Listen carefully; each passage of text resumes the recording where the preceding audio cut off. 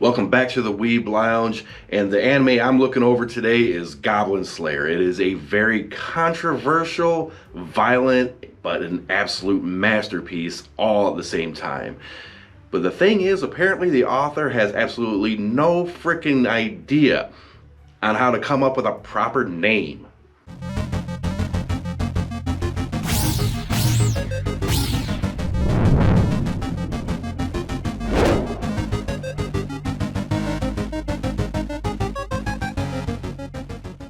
Now, just about every anime that you watch or whatever, the characters have names, right? It's like actual names, Sakura, Rina, whatever the heck. This one, everybody's name is some generic term. Nobody actually has a real name. Goblin Slayer is the name of the anime, but it's also the name of the main character, Goblin Slayer. Okay. It's just a weird thing. All right? I don't think any series has ever done this, at least not to my knowledge, but I could go with some proper names. My memory's bad, but not that bad. Damn. All right, well, who is Goblin Slayer? Goblin Slayer is a guy that was basically traumatized by goblins. When he was a kid, along with his childhood friend, Cowgirl. Yes, her name is Cowgirl.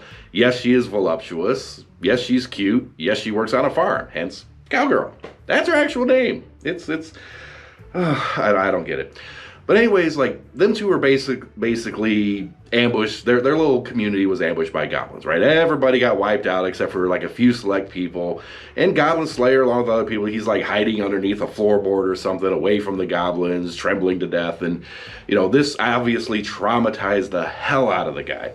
So he made it his mission in life to kill every single goblin in the whole frickin' world. And he has become really, really damn good at it. In this world, in fantasy, most RPGs and stuff like that, view goblins as being like this lower class little whatever, right? They're down here. They're way down here. Nobody cares about goblins. But the thing is, he kind of brings them up a few notches in terms of threat. At first everybody's like, goblins, who cares, right? But there's so many of them, and they're growing and evolving, and they end up becoming like an A-class threat, right? He exposes them for what they are, and he learns everything that there can be to kill them, and he shows absolutely no frickin' mercy. None. All of his gear, it doesn't look like super fantastic. It's a little short sword, little bits of gear in here, a tiny little buckler, all designed to fit in the small spaces so he can fight goblins. Nothing else. He doesn't give a damn about anything else. All right, I can go into some more details, but let's get over to Priestess. Yeah, that's her name, Priestess. Okay, Priestess is a young, basically healer, cleric, whatever you want to call it, priestess, healer class, white mage, that kind of deal, right? And she is looking for some new adventurers, and before she finds Goblin Slayer, she teams up with this, ragtag group of newbies or whatever, and decides to go into this little dungeon that has some goblins in it. Okay, easy prey, we'll kill some goblins, earn some rep or whatever, get a little bit of loot and make our way back home, right? Yeah, it doesn't quite work out that way. Not at all. This is where step one of the controversy comes in, because these adventurers make it down into this cave, but they're basically ill-prepared. They don't know what to expect. The main guy, who is like a swordsman, probably his name for all I know, has a long sword that is unsuited to caves, so he's banging his sword against the walls all the time trying to chop goblins. Doesn't work out. He dies. Okay? And then another girl gets like poisoned and killed all the shit. And then another one gets raped all the fuck by a horde of goblins. Yes, raped. It is graphic as shit, okay? It is violent, it is graphic, it is part one of the controversy that came up. And I'm kind of like, you know what, this is a little, they're trying to be a little bit more realistic, I guess. And, to anyone who sees like controversy in this or is upset about this whole scenario and everything, that's fucking life, okay? I'm sorry. For one, it's an anime. Two, it's a work of fiction. If these things get you upset, you have the wrong priorities in life. Just go away. Just don't watch any anime or nothing if that's going to upset you. Just get on with your life if you even have one. That's my opinion on that, you dumbasses. But anyways, that is obviously very traumatizing. And Priestess is essentially the only survivor. And the reason she survives is because Goblin Slayer shows up. Goblin Slayer shows up. He knows what he's doing. He saves Priestess. He can't save the others because unfortunately they're either dead or the poison in their body has seeped through so bad that just nothing that they can do. So he does what he can, and they continue to progress down into the dungeon to try to find like the leader, the shaman, the high goblin, whatever the case may be that's down there. Well, they make their way down there, and they basically wipe the floor with everything. Everything's dying, everything's dying, everything's dying. They kill the head leader, the shaman, goblin, whatever it was, and they get down to the very bottom, open this little door, and there's a whole bunch of goblin children. Okay? Now, this is where controversy part 2 comes in. There's a whole bunch of monster children, little kids, in this thing that's like the Goblin Slayer has zero remorse for. Okay, when I say zero remorse for, he murderizes the shit out of every single one of these goblin kids. Why does he do that? That's a huge controversy because it's like you're showcasing child murder. Oh my God, no, they're not.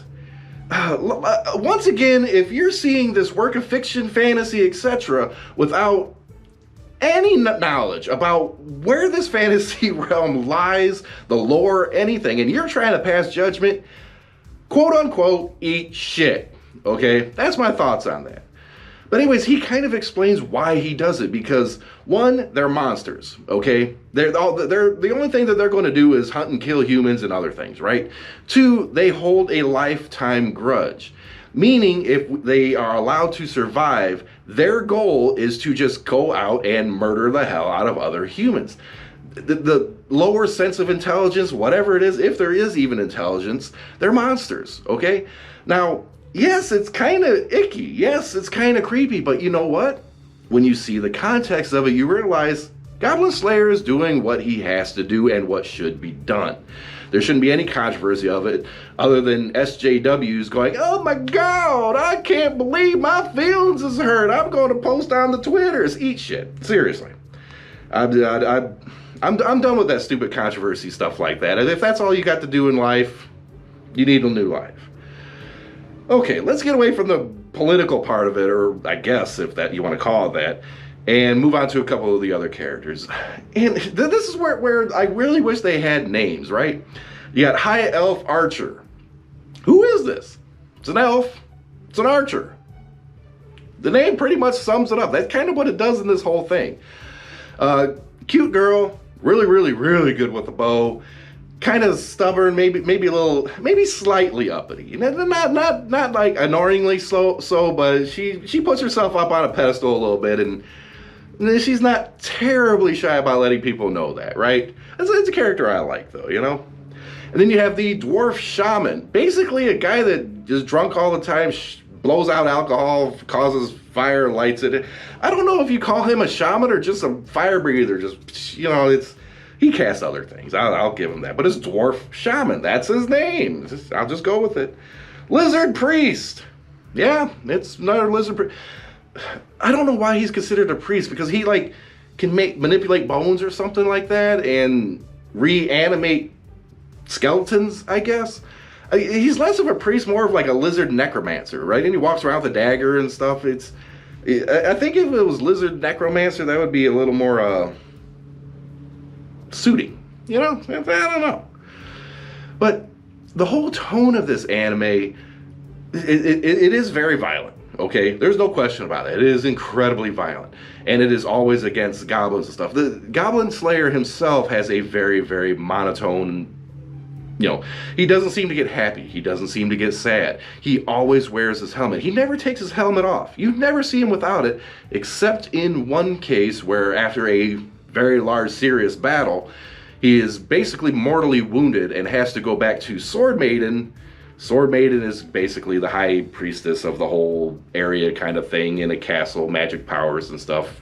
Blind, apparently, from a goblin attack, which makes her anti-goblin too, which everybody should be. No goblins. Bad goblins are bad. And she has, in along with her knowledge, basically has to use a resurrection ritual kind of thing to heal Goblin Slayer. And it involves basically the priestess laying in bed with him nude. Okay, because she's a virgin. And need a virgin in order for this to work. And they're just kind of laying there and he gets better. All right, I'm not opposed to this healing technique. I wish more hospitals would use it. All right, that's pretty much the sum of it. But the way they do it is really kind of Dungeons and Dragon-esque, I guess you could say. I mean, even in the opening sequence, you see him like rolling a critical 20 or something like that. You know, there's that nuance of it. And the overall tone is very, very dark. But the thing is, you have like this odd respect for Goblin Slayer because he has a path that he's so dedicated to that he absolutely, positively is a master of what he's doing. You can't help but respect him. And, you know, everybody around him kind of like, I wouldn't say shuns him, but they just look at him as like, oh, he kills goblins, that's his thing, whatever, you know? And eventually they realize that Goblin Slayer, he's not just good at killing goblins. Okay, through his life experience and his strength and his skills, he can do other jobs too very, very well if he felt inclined instead of lighting goblins on fire. One of the things he did, he like blocked all the goblins inside of a cave, lit the cave on fire, and they just all melted to death. I mean, he does not give two shits about how these goblins die, when they die, so long as they die, okay? You gotta watch it because this guy has no remorse when it comes to goblins. When it comes to humans and everything, he does actually have empathy. He is actually a kind person. He inspects fences, he puts up barricades, you know, he'll do everything he can to protect people from goblins, basically. So, you know, he's a protector as well as a very fierce, violent fighter. I mean, oh, man. And I'm sitting here looking at my little list here, whatever, because names and stuff, and I'm looking at the things, at the names. You got Half-Elf Scout, Noble Fencer, Ray Scout, Witch, Sword Saint, Spearman. Though these are the names. Author, please, you know, maybe it's the mystique. Maybe I'm missing something and it's like a mystique not to give them actual proper names. I'll just let it pass. You know, Goblin Slayer is one of the best, most recent anime, and unless you're going to cry over controversy like some people with no lives, then go ahead, watch this anime. Be cautious because it is violent and it does have some scenes that are, they're up there, they're out there, right? But don't let the controversy get to you. Enjoy the show for what it is, a really good Dungeons & Dragons-esque fantasy adventure. And with that, like, subscribe, hit that notification. Don't be afraid of Goblin Slayer unless you're a goblin. We'll see you in the next video.